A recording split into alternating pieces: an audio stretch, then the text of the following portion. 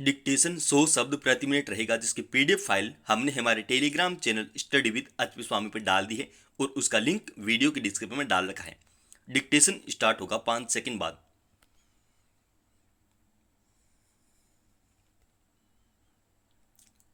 Start. अदालतों में व्यक्त न्यायाधीशों के विचारों और बयानों को आम लोग फैसले की कड़ी के रूप में देखते हैं। उसके आधार पर किसी मसले पर सही और गलत के बारे में राय बनाते हैं, मगर कई बार कुछ न्यायाधीशों के मुंह से ऐसी बातें निकल जाती हैं जो न केवल उनके पद की गरिमा के विरुद्ध होती है, बल्कि उनसे समाज में नाहक अनुचित प्रवृत्तियों को बढ़ावा मिलता है। कर्नाटक उच्च न्यायालय के एक न्यायाधीश की ऐसी ही टिप्पणी पर सुप्रीम कोर्ट को सख्त रुख अख्तियार करना पड़ा। गौरतलब है कि कर्नाटक हाई कोर्ट के जज ने मुकदमे की सुनवाई के दौरान एक महिला वकील को गरिमा को भंग करने वाली आपत्तिजनक टिप्पणी की और बेंगलुरु में एक मुस्लिम बहुलक इलाके को पाकिस्तान कहकर संबोधित किया। हैरानी की बात है कि ऐसी टिप्पणियां करते हुए उन्हें यह याद तक न रहा कि वे न्यायाधीश के सम्मानित पद का निर्वाह कर रहे हैं।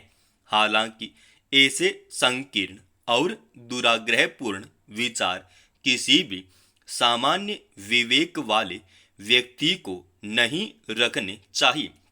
स्वाभाविक ही इन टिप्पणियों की सुर्खियों में आने के बाद सभी स्तरों पर लोगों ने चिंता जताई और सुप्रीम कोर्ट ने उनका स्वतः संज्ञान लिया।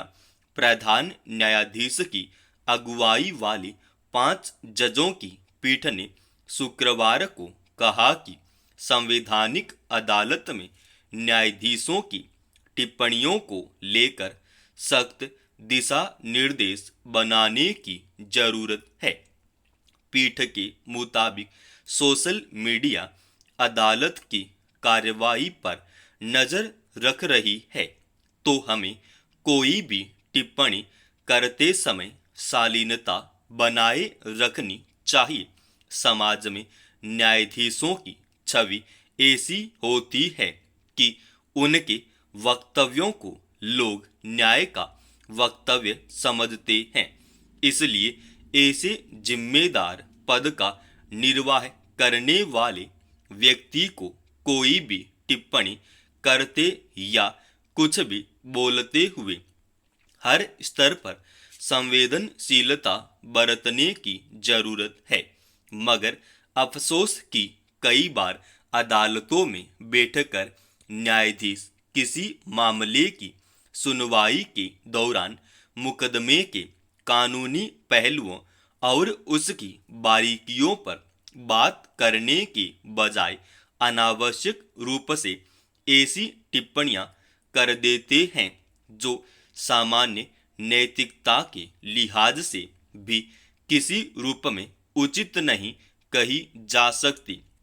बिहार के नवादा जिले में नरौरा के पास स्थित कृष्णा नगर की एक बस्ती में जिस तरह की अराजकता और आगजनी की घटना सामने आई है, उससे एक बार फिर यह सवाल उठा है कि राज्य में सुशासन के कथित दावे की हकीकत आखिर क्या है। वहां किसी बस्ती पर एक भीड़ ने हमला कर कम से कम 21 घरों को आग के हवाले कर दिया। वे दलित परिवारों के थे। घटना के बाद पुलिस की शुरुआती रपट में वहां के जिन 2 पक्षों के बीच आपस में जमीन पर कब्जे को लेकर हुई हिंसा का संकेत दिया गया है, वह आगे की जांच पड़ताल और कार्रवाई से स्पष्ट होगा कि इसके जिम्मेदार कौन हैं। मगर ऐसे मामलों में आमतौर पर पुलिस और प्रशासन की ओर से तब तक अनदेखी की जाती रहती है जब तक घटना तूल न पकड़ ले। इस घटना पर भी राजनीतिक शुरू हो गई है और आरोपियों को लेकर अलग अलग दावे किए जा रहे हैं, मगर निश्चित रूप से यह राज्य में कानून का राज कमजोर होने का सबूत है। इतना तय है कि नवादा में घरों में आग लगाने और हिंसा करने की घटना कोई अचानक नहीं हुई होगी। विडंबना यह है कि जमीन पर कब्जे या दावे को लेकर दो पक्षों में जब तक छोटे मोटे टकराव या बहसें होती रहती हैं, तब तक पुलिस या प्रशासन की ओर से कोई सुध नहीं ली जाती, मगर पुलिस की सक्रियता तब देखी जाती है जब मामला आमतौर पर हाथ से निकल जाता है। बिहार के मुख्यमंत्री नीतीश कुमार अक्सर अतीत की सरकारों का हवाला देकर यही दावा करते रहते हैं कि उन्होंने राज्य को अराजकता की आग से बाहर निकाला है और उनके राज्य में सुशासन कायम हुआ है। अफसोस की बात यह है कि राज्य में आपराधिक घटनाओं में ऐसी कोई उल्लेखनीय कमी नहीं देखी जा रही जिससे वहां कानून का राज कायम होने का संकेत मिले।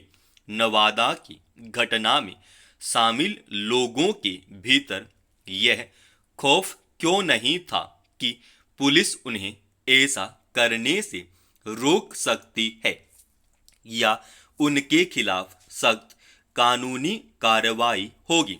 यह सच है कि राज्य में आए दिन होने वाली आपराधिक वारदात की बढ़ती जटिलता यह बताती है कि वहां सामाजिक रूप से कमजोर तबके असुरक्षित हैं और कानून व्यवस्था बेहद कमजोर हालत में है। समाप्त। दोस्तों, रोजाना ऐसी एडवांस डिक्टेशन के लिए इस चैनल को आप अभी सब्सक्राइब कीजिए।